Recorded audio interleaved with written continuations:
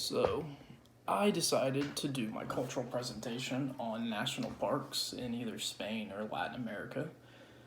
I chose to do this because natural parks are an interest of mine.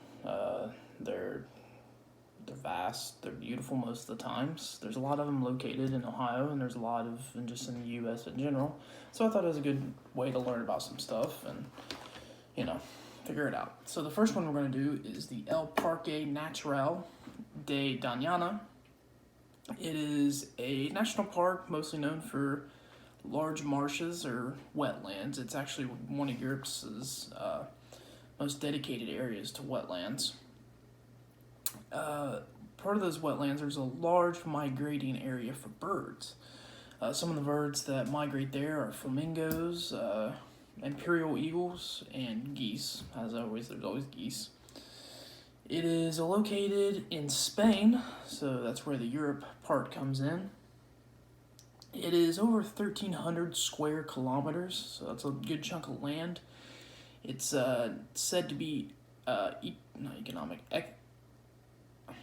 rich in the environment, and it's actually a good place for environmentalists and conservationists. It's a good meeting point for that because there's just so much diversity and so much richness to the area. It has three distinct different parts to it. There's the Mediterranean forest, which is mostly sandy soil. There's a pine forest, which is more dedicated with pine trees, obviously. And then there's the marsh part of it, and there are the wetlands. Originally, the park was supposed to be an isolated place away from humans and just be dedicated for the land and for animals. But as time went on, people like Spanish royals started to mess around in it. At one point, there was a section of the park that was dedicated to royal hunting grounds. And the name of the park actually comes from one who, with the name Doñana, she built an isolated cabin on the park because she had anti-socialist tendencies, so she tended to go there and retreat away, and it wasn't really anything fancy, it's just a place for her to go. The park's has succumbed to some urbanization now. There's a lot of problem with roads and towns popping up, and it's starting to threaten the local wildlife, so those are some of the issues they're dealing with now. Now, the next park, well, first let me show you some pictures. This is the wetland. This is part of the forest. And here is this. This is a Iberian lynx, and this is the eagle. So the next one we're going to do is Rapa Nui, which I actually did not know was Easter Island. That's pretty interesting. It's about 2,200 miles off of the west coast of Chile in the Pacific. It's a weak state of Chile, so it's owned by them. Easter Island, or Rapa Nui, was actually said to be the most eastern outpost of the Polynesians. The name Rapa Nui originates from the original inhabitants of the island, and then the name Easter Island was given by the first European visitors, which were Dutch.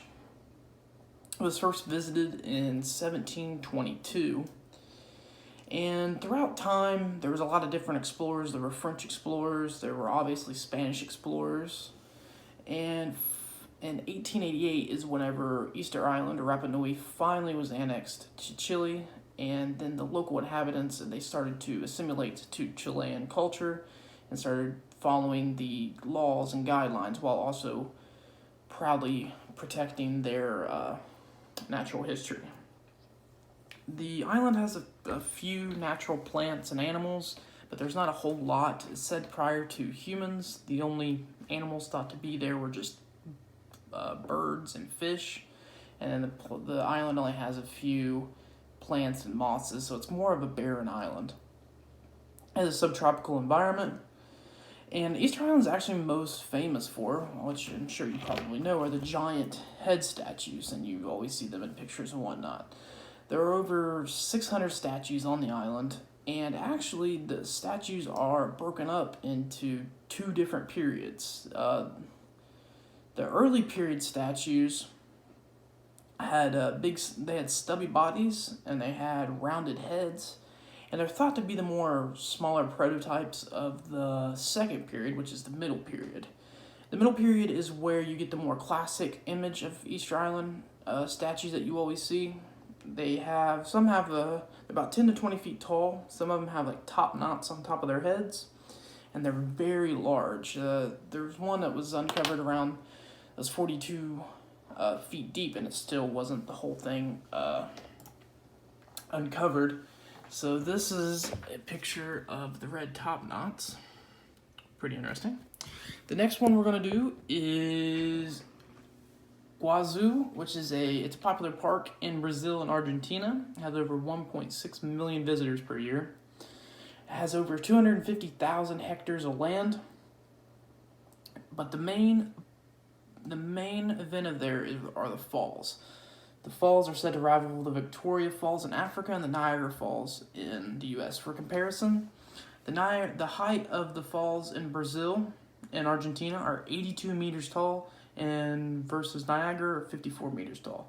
The Victoria Falls, they're wider, or they're taller, and they have all other aspects of the falls in a greater version, but the Iguazu Falls in South America are wider. The name comes from indigenous people, and it translates to big water. It was first discovered by a Spanish explorer, and then it was turned into a tourist destination in 1907. There's a variety of wildlife. It has toucans. It has a tapir, which is the largest mammal in Latin America, and there are also many other birds. And that was just a quick rundown. Most of